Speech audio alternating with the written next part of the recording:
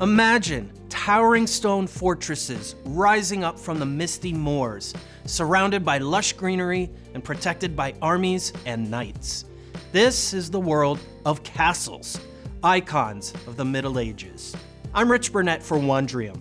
In this episode of Perspectives, 3 experts uncover the true story behind the rise and fall of castles, from their development to their military and social roles, and finally to the inventions that ended their reign. We begin now in England, where the Norman conquest of 1066 paved the way for the rise of these imposing structures. William the Conqueror used castles right from the outset to assert his authority and create strong points in his new kingdom. The earliest were motte and bailey castles, in which a wooden keep or stronghold was set up on a mound or motte, sometimes man-made. An area around the motte, known as the bailey, would be fenced in with a stout palisade and contain barracks, stables, a well, a chapel, storehouses, and the other necessities of a garrison. Ideally, a ditch or moat outside the palisade would create added difficulties for potential attackers.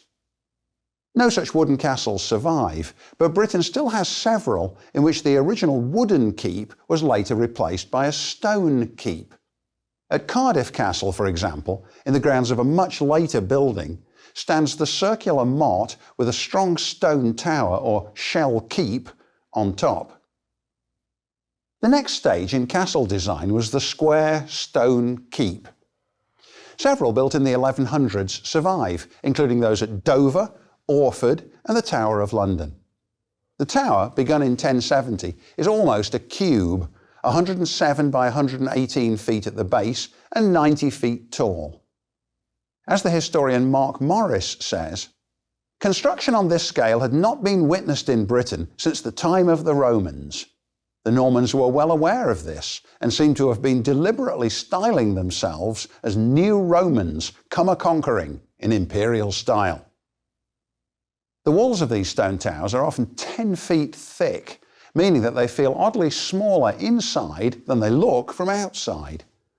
The benefit, of course, was that no siege engine could knock down a structure so immensely strong. The armies of the day lacked explosives to destroy them. Only by tunnelling beneath it was it sometimes possible to provoke a cave-in that might partially destroy such a keep. The logical next step was to build an outer wall or curtain wall around the keep, making it all the more difficult for attackers even to approach it. This development is visible in many of the great fortifications of the 1200s. The Tower of London, for example, was made safer and stronger by having the keep enclosed by an outer wall during the reign of King Henry III. When a second wall outside that one was added by his son Edward I, it became stronger still. The tower is one of many places where you can see the development of these stages and where, in general, the outer layers are more recent than the inner. The superiority of multiple defensive layers led to the development of concentric castles, designed from the outset to present attackers with a succession of obstacles to overcome, and making it likely that any who broke through the first ring would be subjected to devastating fire from the second. Concentric castles also included refinements such as towers bulging out from the line of the curtain wall so that attackers would never find shelter from defenders' fire. Probably the greatest concentric castle in Britain is at Caerphilly in Wales. It was built not by the king, but by an extremely powerful baron, Gilbert de Clare, struggling in the 1270s to assert his power against the Welsh rebel Llewellyn ap Griffith. Not only does it have a concentric design, it's further secured by sitting in the midst of an artificial lake, making it difficult even to approach. A causeway across one of the 2 dams that created the lake could be heavily defended. By the time it was finished, however, Wales lay securely in English hands, so the castle was never put to the test. A distinctive aspect of Caerphilly is that one of its towers stands at a crooked angle far off the vertical. It was probably blown up during the English Civil War, but we have no documentation to prove it. In any case, Caerphilly, just a few miles north of Cardiff, is superb. The historian Patrick Cormack describes it as, quite simply, one of the greatest buildings of the Middle Ages, equal in importance to any of Britain's major cathedrals. There never was a more triumphant assertion of power and magnificence by any noble subject. Refinements of various kinds are also apparent in concentric castle designs. Because the gatehouse was a potential weak point, with wooden gates more vulnerable to battering rams than walls, they might be protected by being approached over a drawbridge that could be hoisted in times of danger. Similarly, a portcullis, a thick iron-banded gate that descended from above, added strength to gateways. Murder holes overhead, through which hot liquids, rocks and fire could be thrown down on attackers, are common in these gatehouses, though I've never found a reference to boiling oil being used, except in fiction. Edward I was England's castle builder par excellence. He consolidated his grip on Wales in the 1280s and 1290s by building four massive ones: Conwy, Carnarvon, Harlech and Beaumaris. They were built for strength, to overawe Welsh onlookers, to assert Edward's claim to the throne, and to provide him with places to live safely and comfortably while he was in the area. His architect, James of St. George, came from Savoy, the area of the Western Alps where France, Italy and Switzerland meet. Edward honoured him with high pay and generous estates. Carnarvon's walls are made of different coloured banded stones. This is an echo of the walls of Constantinople, the Byzantine capital, which Edward had visited when he went on crusade. He cited Carnarvon at the place where the Romans had established their local headquarters, Saguntium. In both these ways, Edward was not merely building a stronghold, he was also implying a continuity between the old Roman overlords and himself as the new one. In the days when castles were useful to the degree that they could be defended, it's worth asking how successful they were in resisting sieges and safeguarding their defenders. The answer is that they worked well so long as the defenders were resolute and well led, and so long as they had supplies of food and fresh water. Poor leadership, famine, epidemics and internal treason could all provoke failure among defenders. Harlech, for example, garrisoned by only 37 men, withstood an entire Welsh army besieging it in 1294.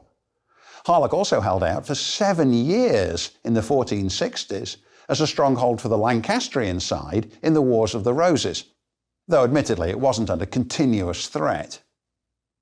When you visit Harlech today, you find it about a mile inland, with the sea visible in the middle distance across an open plain. When it was built, by contrast, the castle was actually on the coast and could be resupplied by sea. In the late 12th century, the Normans came to Ireland and began to establish their mastery over the country. Norman armor, cavalry, and law proved formidable to the native Irish, and soon the Normans were building wooden fortresses that would eventually become the characteristic Norman tower house castles that would dominate the landscape in Ireland. Over 3,000 such tower houses were built, and many still can be seen in Ireland today.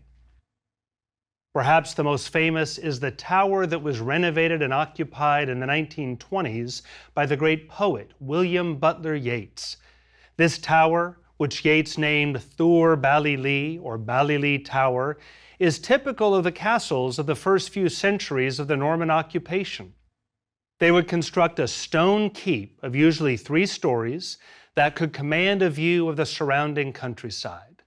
The keep would have a single-door entrance, strongly built and barricaded, and above that would be a slot called a murder hole, through which stones, boiling water, or hot oil could be cast down upon potential invaders. The ground floor would be reserved for the soldiers and fighting men of the local lord. The second and third floors would be for the lord and his family. Eventually, these simple structures would be expanded as surrounding walls, additional towers, and other fortifications built up around them. Trim Castle in County Meath was first constructed in the 12th century, and it's the largest Norman castle in Ireland, with a 3-story tower with massive walls that reach 11 feet thick, additional towers that project out from the central tower, and a huge curtain wall with additional towers projecting outward. Belonging first to the de Lacy family, then passing to the Mortimers, who were Earls of March, this was the castle where Richard II stayed on his Ireland expedition in 1399. He left behind 2 boys as wards of the Mortimers, one of whom was Prince Hal, the future King Henry V and Shakespeare's mirror of all Christian kings. As Trim indicates, these early towers soon expanded to become whole communities with trading stalls, craft shops, dairies, workshops, and families occupying the grounds around the castle. During times of attack or siege, the surrounding families would retreat within the walls. A source of water was essential, either a well or spring or river, so the castle could survive a prolonged siege. The castles were simultaneously family homes, economic centers, and military outposts. They were meant to impose power and authority on the surrounding countryside, to concentrate the Lord's power, and to provide a base of operations of plunder and suppression on the native Irish. In the centuries following the Norman invasion, hundreds of these castles were built across the countryside. On June 29, 824, there was an elaborate marriage conducted in the royal palace of Aachen, Germany. The chapel in Aachen had been consecrated in 805 for Charlemagne, the first Holy Roman Emperor and ruler of the largest territory in Europe since the fall of the Roman Empire. The wedding was sponsored by Louis the Pious, who had succeeded his father Charlemagne as emperor of the land. All the great nobles assembled in the stone chapel, lit with many candles, and everyone knew this union would join 2 powerful families with the blessing of the emperor himself. The groom was Bernard of Septimania, a region in southern France. He was the godson of Louis the Pious himself, and everyone was sure he was destined for great things in the kingdom. His bride was named Duda.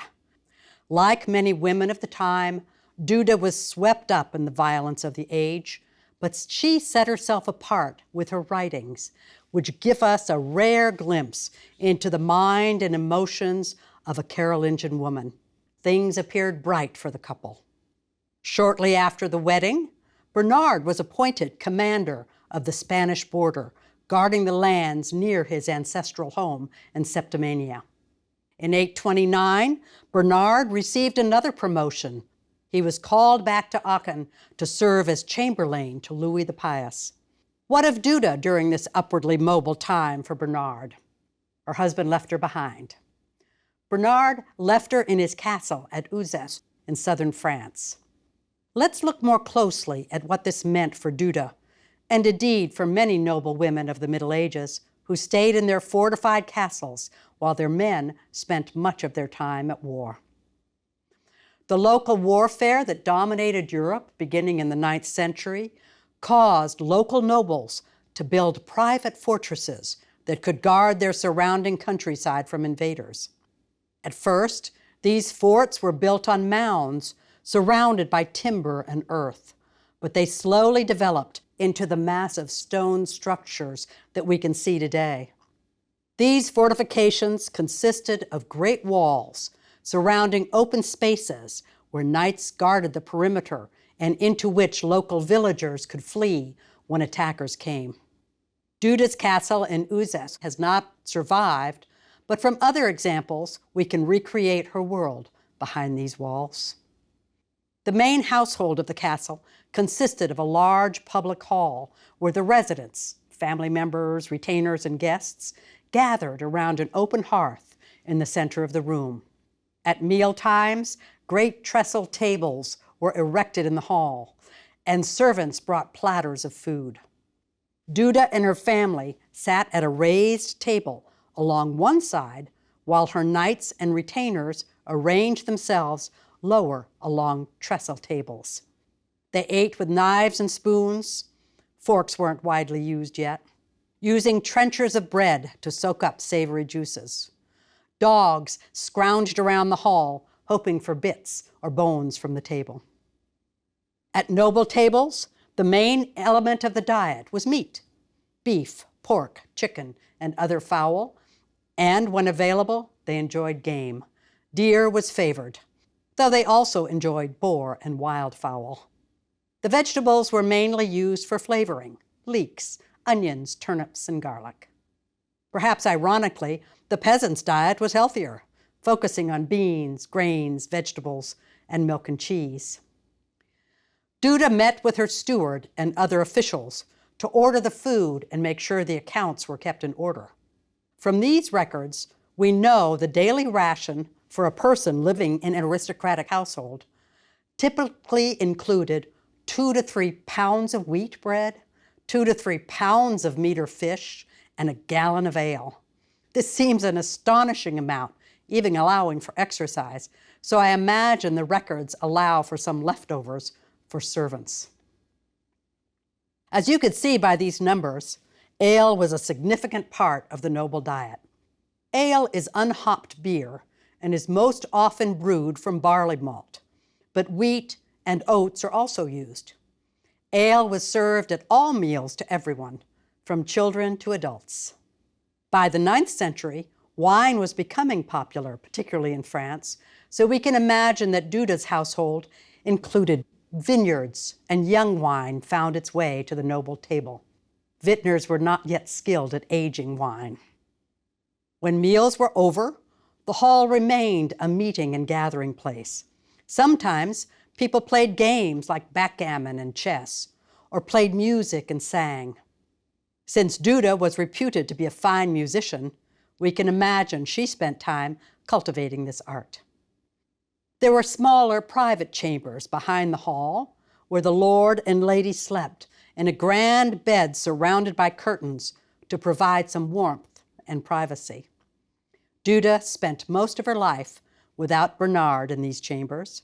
Her company focused on her ladies-in-waiting, who joined her in spinning, weaving, sewing, and companionship.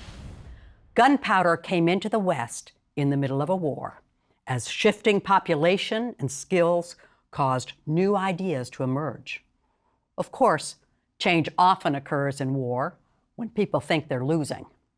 This happened during the 100 Years' War that raged between England and France. This war, that was fought between 1337 and 1453, became the final straw in a century and a half that destroyed medieval traditions and social contracts. As I look at this war, please remember that the events occurred to the drumbeat of plague, famine, anger, and fear.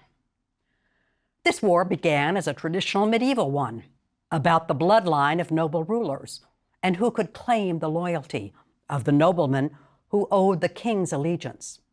It began with a problem in the succession to the throne of France. In 1328, the king in the long-ruling French Capetian dynasty died without a male heir. The nearest male relative was King Edward III of England, son of a Capetian king's daughter. Did this mean that Edward could rule both England and France? The Parliament of Paris, essentially the Supreme Court of France, didn't like this solution because it would mean that French noblemen would be ruled by an English king. So the nobles in Parliament ruled that a woman could not transmit the claim to the crown. Therefore, they declared Philip VI to be king. He was a first cousin of the previous ruler. At first, Edward did not contest this decision, but he soon found reason to do so. The new French king wanted to claim supremacy over English lands in southern France. During the 13th century, the French kings had reduced English holdings on the continent. But here, at the beginning of the 14th century, Philip thought it was time to finish off the English presence. Edward decided to solve the problem by claiming all the lands of France as his birthright. They went to war. This was a long, brutal war that changed medieval warfare as well as dynastic loyalties. In 1346, the dashing and bold English King Edward III sailed across the English Channel to land in France.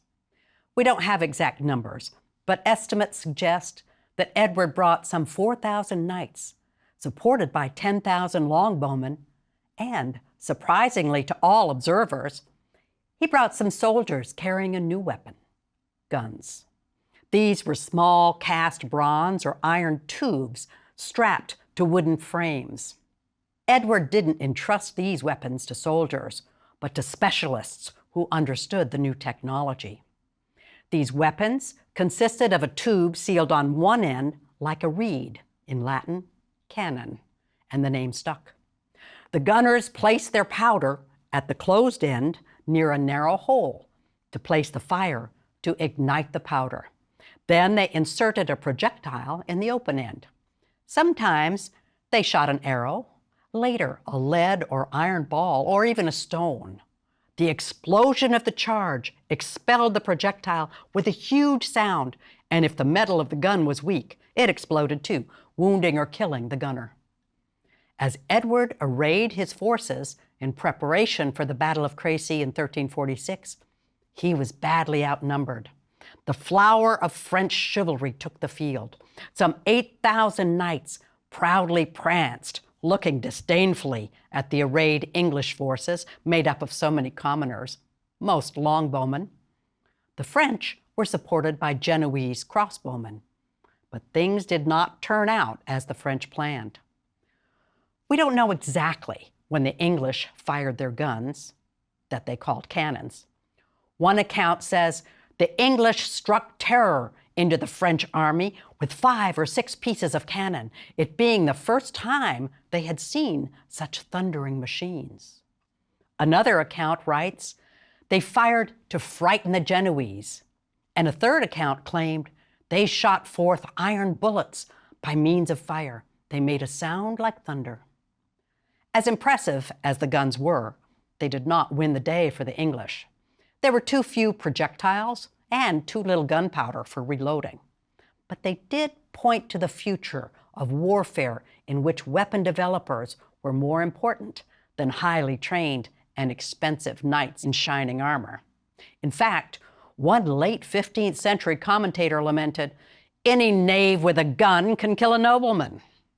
That was the wave of the future. At the Battle of Crécy, Edward won the field by another innovation, his longbowmen.